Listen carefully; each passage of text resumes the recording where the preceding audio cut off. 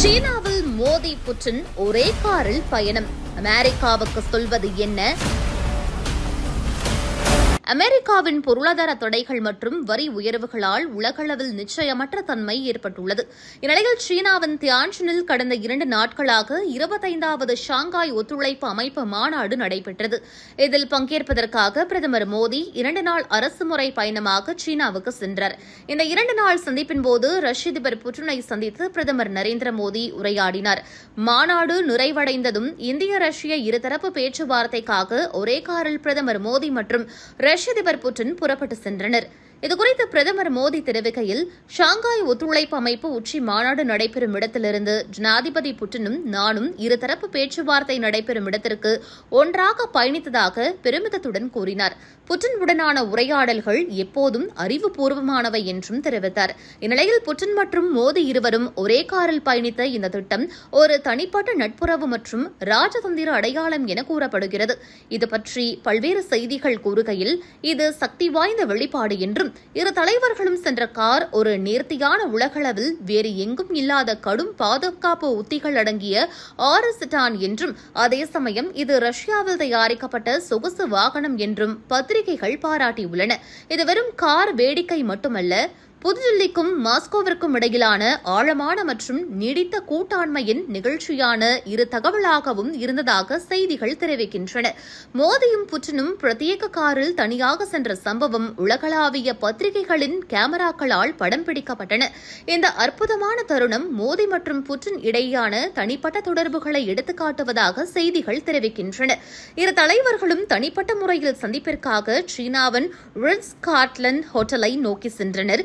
அப்போது அவர்களின் கார் பயணம் உலக அளவில் அனைத்து முக்கிய பத்திரிகைகளிலும் தலைப்பு செய்திகளில் இடம் பிடித்தது. அமெரிக்காவின் ட்ரம்ப் நிர்வாகம் இந்தியா மீதான அழுத்தங்களை அதிகரித்து வரும் நிலையில் ரஷ்யாவை இந்தியா ஒருபோதும் விட்டுத்தராது. இரு நாடுகளிடையே செழித்து வரும் ஒரு மூலோபாய கூட்டாண்மையை அமெரிக்காவுக்கு இந்த கார் பயணம் எடுத்துக்காட்டுவதாக வல்லுநர்கள் தெரிவிக்கின்றனர். சமீபத்தில் ரஷ்யாவின் கச்சா எண்ணெயை தொடர்ந்து இறக்குமதி செய்ய மோடி அரசாங்கம் முடிவு செய்தது. இதற்கு பழிவாங்கும் விதத்தில் அமெரிக்கா இந்திய பொருட்களுக்கு 50% வரிகளை விதித்தது. இந்த பின்னணியில் மோடியும் புட்டினும் சீனாவின் ஆர்எஸ் பகுதியில் அருகருகே இருப்பது போன்ற காட்சிகள் சம்பிரதாய பார்வைக்கு அப்பாற்பட்டவை என்றும், இது இந்தியாவும் ரஷ்யாவும் உறுதியான தோழர்களாக இருக்கின்றன என்பதை உலகிற்கு எடுத்துக்காட்டுவதாகவும் இருந்தது. அதே நேரத்தில் உச்சி மாநாடு நடைபெற்ற இடத்தில் அவர்களின் அன்பான கைக்குலுக்கல் சம்பவங்கள் உலகரங்கில் அதன் முக்கியத்துவத்தை அதிகரித்தது. அமெரிக்காவுடனான வர்த்தக பதற்றங்களுக்கு மத்தியில் இந்தியா ரஷ்யா இடையே மிளர்ந்த இந்த தனிப்பட்ட உறவு உலகின் கவனத்தை ஈர்த்துள்ளது குறிப்பிடத்தக்கது. இந்த உச்சி மாநாட்டில் மோடி, புட்டின் மற்றும் சீன அதிபர் ஜி ஜின்பிங் இடையே இதற்கு முன் இல்லாத மிக ஆழமான நெருக்கம் காணப்பட்டதாக செய்திகள் தெரிவிக்கின்றன. 50 நிமிடங்களுக்கும் மேலாக நீடித்த பிரதமர் மோடியின் பேச்சின்போது சீனாவுடன் உறவுகளை வளர்ப்பதற்கான இந்தியாவின் உறுதிப்பாட்டை மோடி வலியுறுத்தினார். மோடியை பொறுத்தவரை 7 ஆண்டுகளில் சீனாவிற்கு அவர் மேற்கொண்ட முதல் சீன பயணம் இதுவாகும். இந்நிலையில் ஷாங்காய் ஒத்துழைப்பு மாநாட்டின் அமர்வு கூட்டம் தொடங்கும் முன்பாக புட்டின் ஜி ஜின்பிங்குடன் மோடி சிரித்தபடி நின்று பேசிக் கொண்டிருந்தார். அப்போது அங்கு ஓரமாக நின்றிருந்த பாகிஸ்தான் பிரதமர் ஷெஃபாஸ் ஷெரீப்பை புட்டினோ மோடியோ அல்லது ஜி ஜின்பிங்கோ கண்டுகொள்ளவே இல்லை என்றும், இதனால் இறுக்கமான முகத்துடன் பாகிஸ்தான் பிரதமர் ஷெஃபாஸ் ஷெரீப் இருந்ததாக செய்திகள் தெரிவிக்கின்றன. இந்நிலையில் தியான்ஜினில் புட்டின் மோடி மேற்கொண்ட கார் பயணம் ஒரு மரியாதைக்குரிய சம்பவமாக பார்க்கப்படுகிறது.